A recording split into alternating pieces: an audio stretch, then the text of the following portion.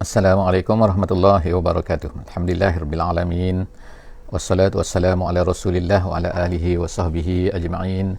Bersyukur pada Allah Subhanahu wa taala, pagi ini kita bersama-sama lagi dalam sesi tadabbur harian. Hari ini insya-Allah kita akan bersama-sama di muka surat yang ke-81. Kita akan bersama-sama insya-Allah di surah An-Nisa ayat 20 sehingga ayat 23. Kita akan bersama-sama, kita akan lihat apakah yang disebutkan oleh Allah Subhanahu wa taala di dalam muka surat ini insya-Allah. Dalam muka surat ini insya-Allah kita akan lihat kita telah tamat sebenarnya menceritakan tentang perkara-perkara iaitu berkaitan penceritaan Allah Subhanahu wa taala, arahan-arahan Allah Subhanahu wa taala, hudud-hudud Allah, iaitu ketetapan-ketetapan Allah Subhanahu wa taala berkenaan dengan pembahagian pusaka. Jadi kita akan masuk pada hari ini pula tentang masih lagi perkara yang berkaitan dengan lelaki dan perempuan, hubungan sosial, iaitu perkara yang berkaitan dengan yang diharamkan dalam pernikahan, iaitu siapakah yang diharamkan dan bagaimana diharamkan, dan bagaimanakah cara jika sekiranya seseorang itu ingin untuk menceraikan isterinya. Mana tahu, walaupun perkara ini adalah tidak bagus, tidak sepatutnya berlaku, tetapi jika sekiranya mereka terpaksa menceraikan ataupun mereka mahu menceraikan, walaupun perkara ini tak bagus, tetapi apakah cara dia dan juga bentuknya yang diajarkan oleh Allah Subhanahu wa taala di dalam surah ini, dalam surah An-Nisa insya-Allah. Kita bersama-sama daripada ayat 20 sehingga ayat 23 insya-Allah. A'udzubillahi minasyaitonirrajim. Bismillahirrahmanirrahim. Wa in aradtum istibdala zauji makana zauj.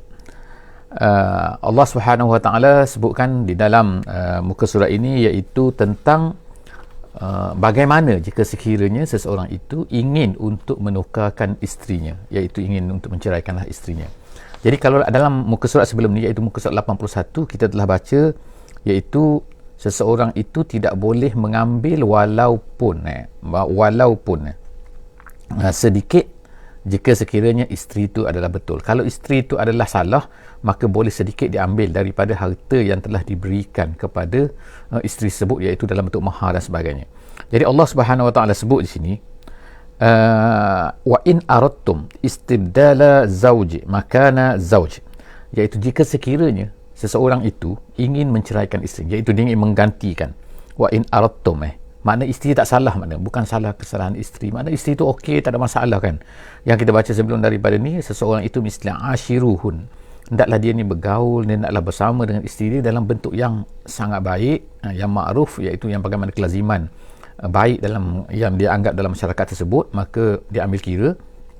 Kemudian Allah SWT kata, tapi kalau kamu nak tukarkan istibdal,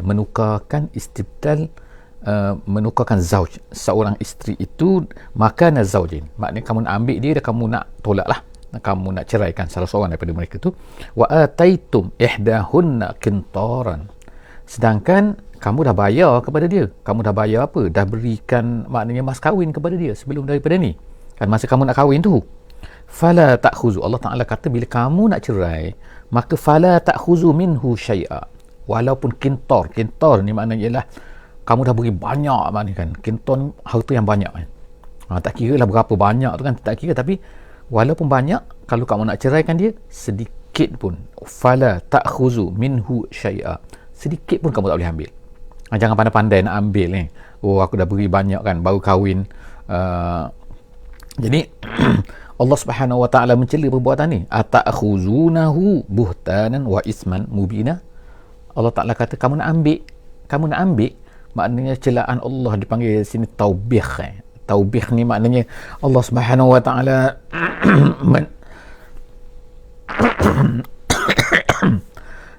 mencela perbuatan tersebut ni. Atakhuzunahu, kamu nak ambil dia, buhtan zulman, maknanya secara zalim, cara tak boleh tu, tak betul tu, wa isman mubina, dan dosa yang besar. Di sisi Allah Subhanahu wa taala itu adalah satu dosa bila kamu ni nak ambil apa yang dah kamu beri bila kamu nak cerai. Jadi dalam ayat ini para ulama telah mengambil beberapa hukum secara indirect. Kita tengok kan, Allah Subhanahu Wa Taala sebut sini, kintaran, maknanya kalau kamu beri walaupun banyak mana pun, iaitu menunjukkan apa, itu harus bagi seseorang itu untuk memberi mas kahwinnya walaupun kadar itu tinggi.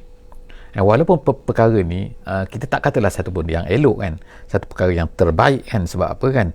Sebab dalam dalam hadis memang sebut kan, yang lebih baik, yang banyak barakahnya ialah yang mana yang tidak mahal kan, yang tidak melampau, yang tidak tinggi. Tetapi ulama-ulama mengharuskan memberitahu dekat sini sebagaimana yang berlaku sebenarnya kan. Ada satu cerita lah kan, satu hadis yang disebutkan, iaitu Sayyidina Umar radhiyallahu anhu, satu hari itu dia pernah berkhutbah, maksud ceramah lah kan, ceramah ni bukan berkhutbah Jumaat lah kan, tapi maknanya ceramah di atas mimbar. Dia kata la tughalu fi muhuri nisaikum, kata janganlah kamu ni mahal sangat, kata meletakkan harga untuk mahar perempuan-perempuan kamu. Lalu bila Umar ni cakap lah kan, Umar tak setuju gini-gini, ada seorang perempuan tu kan, dia pun bangun, dia kata Umar dia kata aku tak setuju lah, maknanya dia cerita kan. Dia kata kau baca tak ayat ni? Ini ayat ni lah kan, ayat yang kita baca tu, ayat 20 surah An-Nisa ni. Kau baca tak ayat ni? Ayat ni apa? Wa in aradtum istibdala zawj. Jadi Allah Subhanahu Wa Taala sebutkan kintar. Jadi kintar ni maknanya harta yang banyak. Umar kata apa pada masa tu kan? Umar dia kata, maknanya dia pun tengok kan, kita tengok keadaan macam mana sifat dan seorang pemimpin Islam. Walaupun Umar ni kita kata garang kan, berani seorang perempuan tiba-tiba membantah dia tengah ceramah pula tu kan, membantah dia. Jadi Umar kata apa? Kullun nas afqahu min Umar. Maknanya perkataan ni, iaitu perkataan menunjukkan bahawa ramai orang lebih pandai daripada Umar. Maknanya nak katakan bodoh juga aku, gitulah kan kita nak katakan. Jadi maknanya sini ialah menunjukkan tawaduknya Umar kan. Bila ditegur, dia akan terima kan. Tengok kan, dia tak perasan bahawa ayat ni menunjukkan secara indirectnya bahawa seseorang perempuan itu boleh meletakkan mahar yang tinggi. Keluarga tu boleh letakkan mahar yang tinggi. Itu tak jadi masalah. Walaupun kita cerita yang terbaik ialah mahar yang murah kan, yang terbaik. Tapi maknanya lah harus, nak katakan tak boleh, maknanya bukan haram kalau letakkan mahar yang tinggi. Kemudian itu ayat yang ke-20. Jadi ayat 20 ni adalah nak katakan bahawa apa kan, kalau kita nak ceraikan isteri dan kalau tidak ada masalah apa-apa, sedangkan wa ataitun uhdahunna kintaran, tak boleh kita ambil balik. Seterusnya, seperti biasalah insya-Allah kan, ayat-ayat begini kan, adalah penjelasan-penjelasan yang lebih detail lah kan, dari segi fuqaha-fuqahanya kemungkinan ada gini-gini kan. Itu saya tak akan ceritalah di sini kan, sebab itu mungkin akan makan masa kan. Wa kaifa ta'khuzunahu.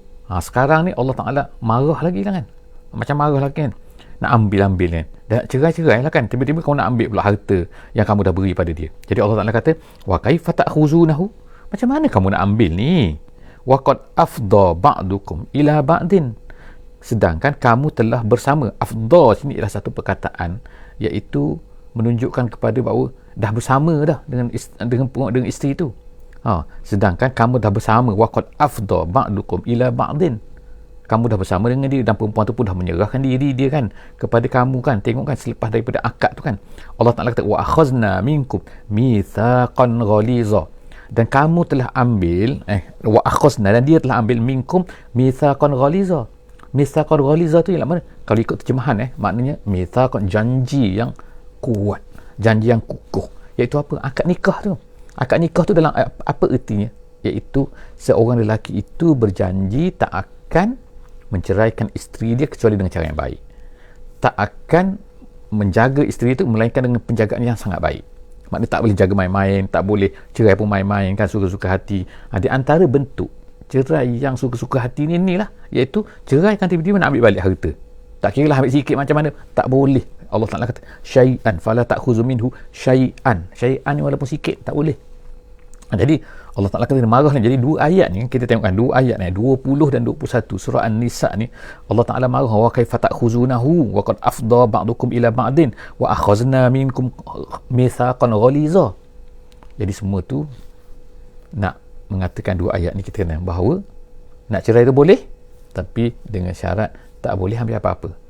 Dalam keadaan biasa, kerana perempuan tu dah baik, isteri tu dah baik, jangan kamu pandai-pandai nak ambil-ambil pula. Walaupun sedikit, walaupun banyak mana kamu beri pun, kamu tak boleh ambil balik. Seterusnya kita akan tengok kan apa Allah Subhanahu Wa Taala sebutkan sini pula kan, iaitu sekarang ayat 22. Masuk ayat 22 ni, ayat 22, ayat 23 dan ayat 24. Kita ada sekarang berurutan dah, tapi hari ni kita akan baca ayat 22 dan ayat 23 saja. Ayat 24 kita tak baca hari ni sebab apa, dah masuk muka surat yang ke-82. InsyaAllah akan datang kita akan baca insyaAllah. Jadi dalam ayat 22 ni Allah Subhanahu Wa Taala menjelaskan tentang perempuan-perempuan yang diharamkan dinikahi oleh seorang lelaki. Kita kata muharramat, kita kata sini. Muharramat iaitu perempuan-perempuan yang diharamkan. Siapakah dia?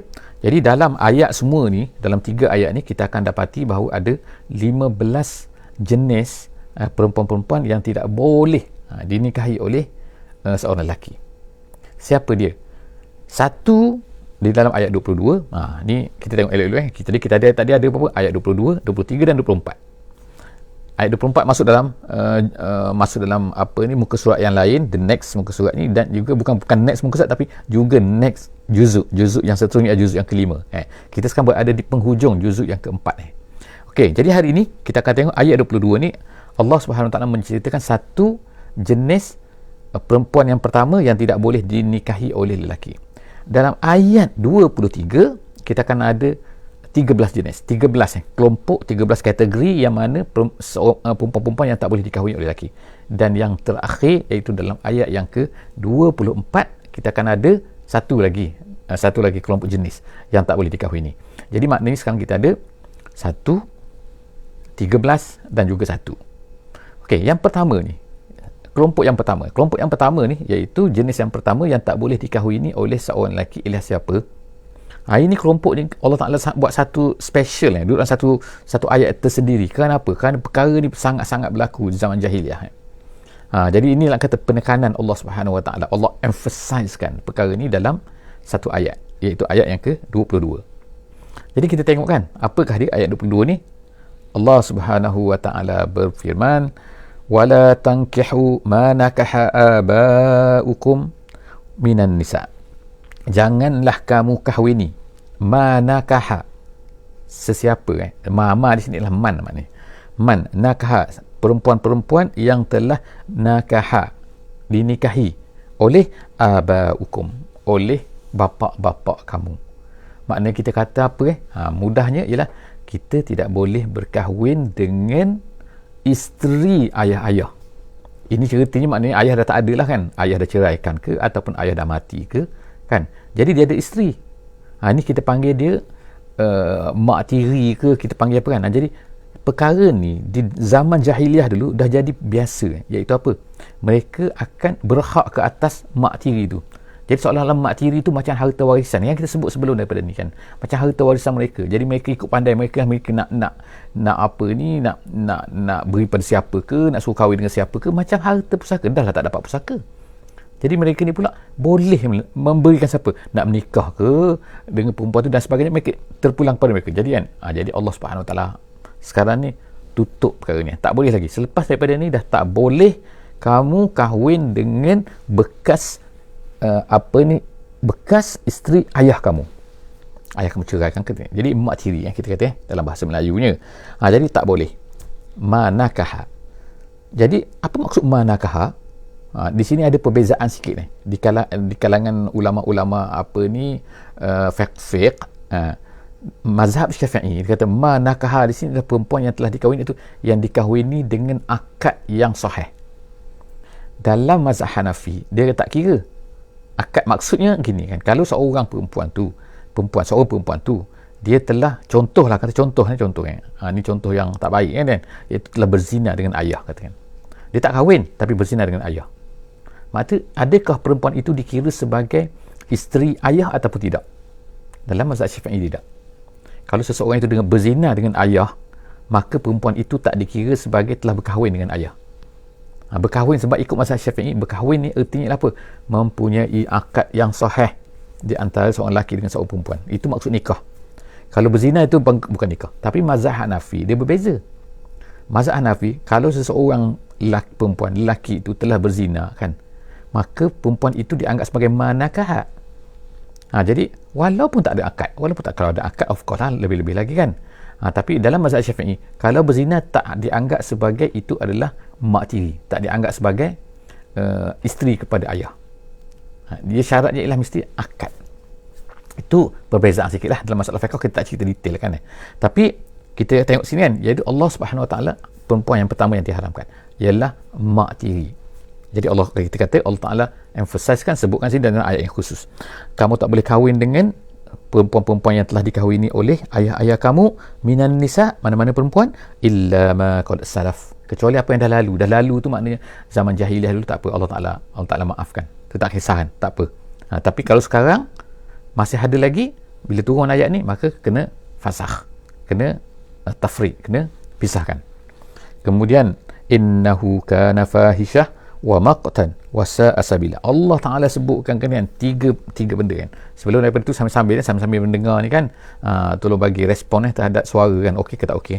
Jadi Allah SWT sebutkan innahu, iaitu kahwin dengan mak tiri ni, adalah merupakan, Allah Ta'ala kata kana fahisyah, satu benda yang qabih, satu benda yang tak bagus, satu benda yang jelek, wa maqtan, dan kemurkaan daripada Allah Subhanahu Wa Taala, dan kemudian wasa asabila,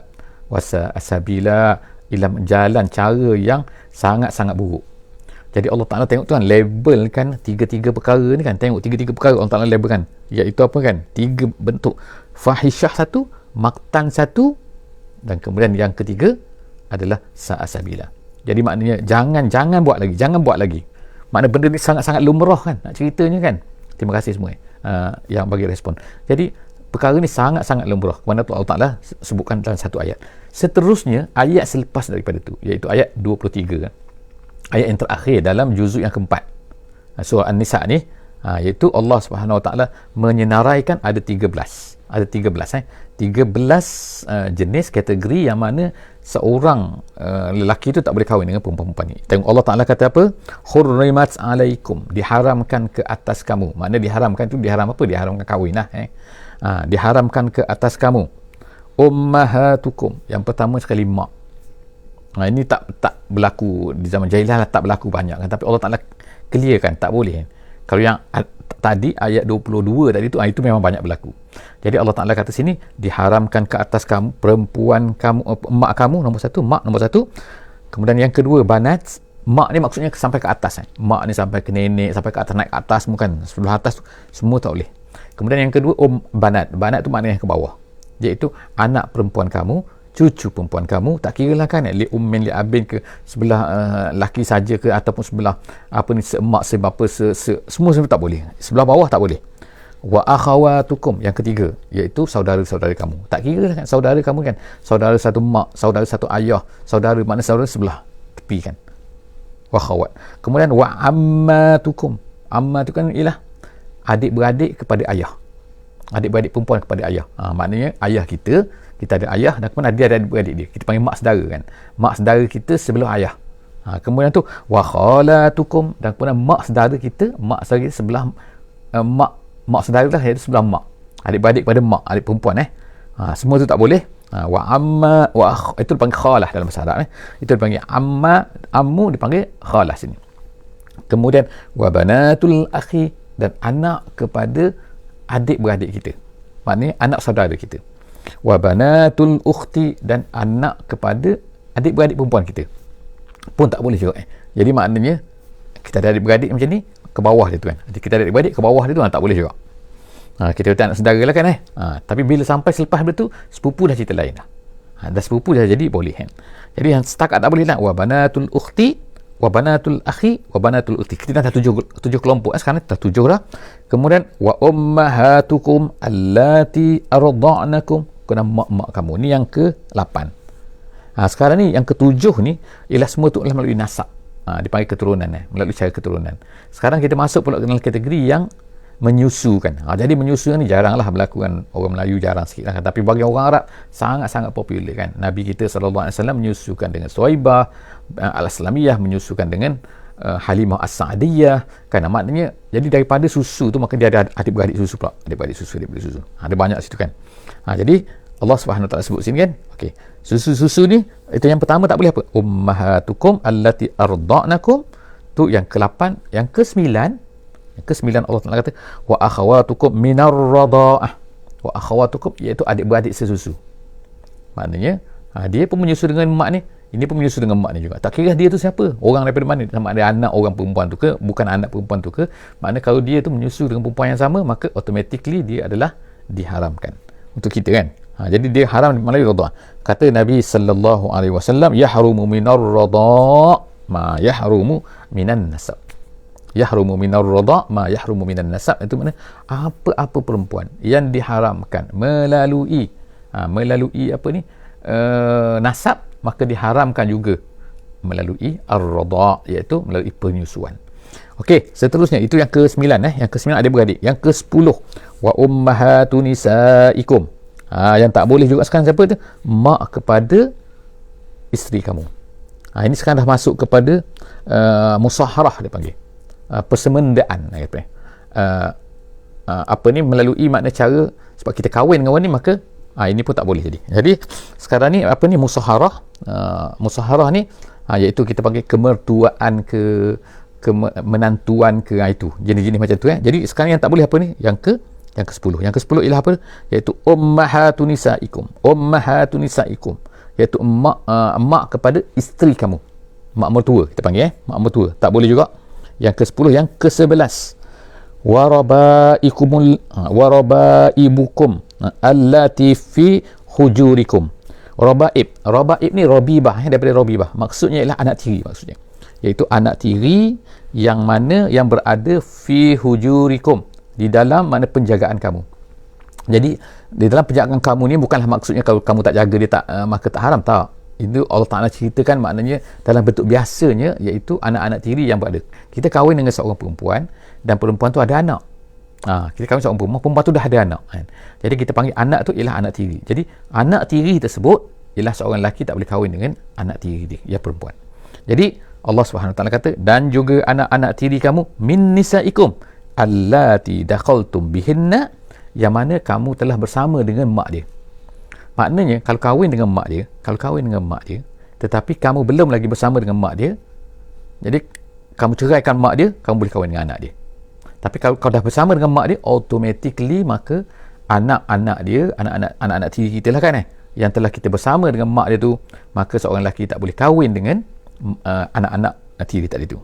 Jadi Allah Ta'ala kata clear kat sini kan, fa illam takunu dakhaltum bihinna, kalau kamu tak bersama lagi dengan perempuan tersebut, maka anak-anak dia tu tak menjadi masalah, maka boleh kahwin dengan anak dia tu. Jadi makna anak tiri ni kalau dah bersama baru dah tak boleh. Kalau tak bersama lagi, kahwin sahaja, akad nikah saja dengan seorang perempuan tu, maknanya anak perempuan tu masih lagi boleh kahwin dengan dia kalau ceraikan mak dia. Kalau bersama of course lah tak boleh. Jadi itu adalah kelompok yang kelompok yang ke-11. Kita ada 13 semua dalam ayat ni. Kita ada 13. Kemudian ayat yang seterusnya, kelompok yang kategori yang ke-12. Allah Subhanahu Wa Taala wa halailu abnaikum.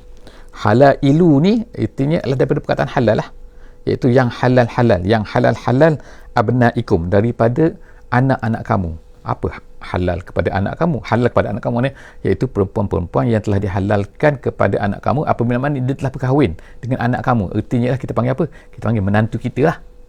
Jadi mana kita tidak boleh berkahwin dengan menantu kita. Wa halailu abnaikum allazina min aslabikum. Anak-anak betul, bukan anak-anak. Kalau maknanya kalau anak angkat isteri kepada anak angkat, itu lain.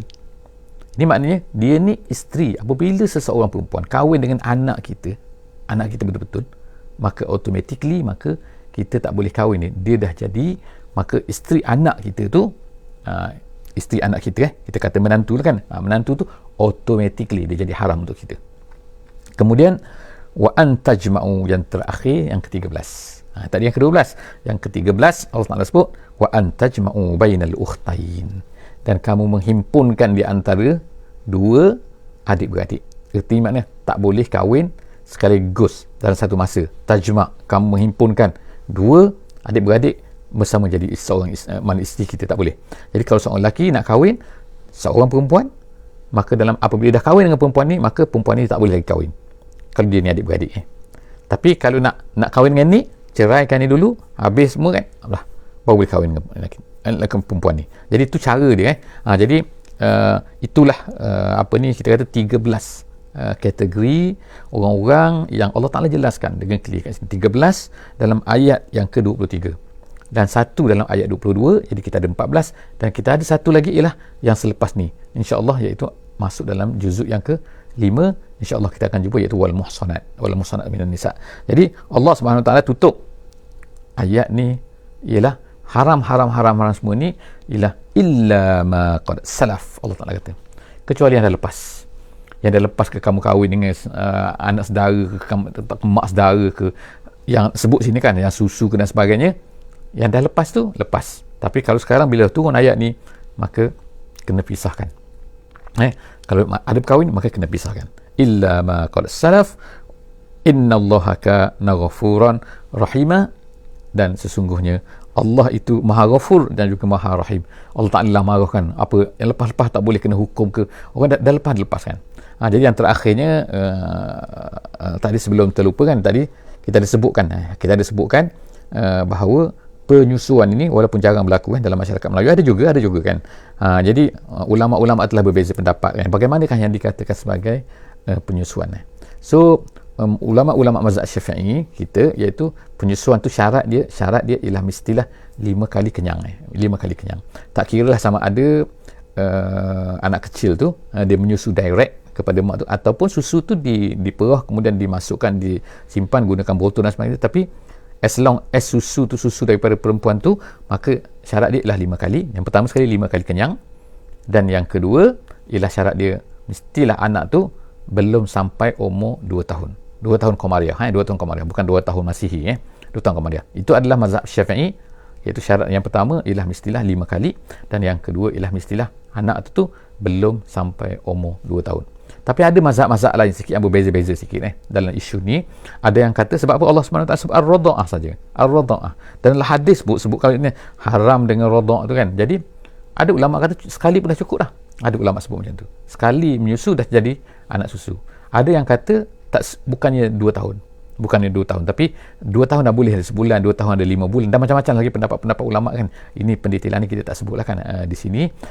Jadi moga-moga Allah Subhanahu Wa Ta'ala, kita dapat guideline di sini kan, hukum yang telah Allah jelaskan di sini. Kita tengok kan detail muharramat ni detail. Ada benda-benda detail dalam Quran, ada benda-benda tak detail ada benda tu Allah Ta'ala bagi guideline secara umum. Ada benda-benda yang sangat detail macam ni kan dalam ayat ni kan. Jadi yang kita sebutkan tadi, mazhab Syafi'i ambil daripada mana pula ni? 5 kali lah, kemudian tu kena 2 tahun lah. Macam mana kan? Daripada mana semua ni? Semua tu daripada hadis ni. Penjelasan lagi daripada hadis Nabi sallallahu alaihi wasallam yang kita tak akan jelaskan di sini kan. Tapi insya-Allah siapa yang nak lebih detail, insya-Allah boleh merefer kepada kitab-kitab fiqh, dalil dan juga dan sebagainya. Wallahu a'lam bissawab. Setakat itu saja insya-Allah. Jumpa lagi di dalam next session, iaitu muka surat yang ke-82, ataupun kita mula masuk juzuk yang ke-5 insya-Allah. Aku qauli hadza wa astaghfirullahal azim li wa lakum. Moga-moga Allah Subhanahu Wa Ta'ala akan memberikan kepada kita kekuatan, kesihatan, insya-Allah terpelihara daripada segala bala, bencana dan sebagainya. Dan yang penting, kita hidup dengan Quran, kita bersama dengan Quran, kita faham Quran, kita beramal dengan Quran, kita menyebarkan Quran, insya-Allah. Aku qauli hadza wa astaghfirullahal azim li wa lakum. Bismillahirrahmanirrahim. Wal 'asri innal insana lafi khusr illa allazina amanu wa 'amilus solihat wa tawassaw bil haqqi wa tawassaw bis sabri. Wassalamualaikum warahmatullahi wabarakatuh.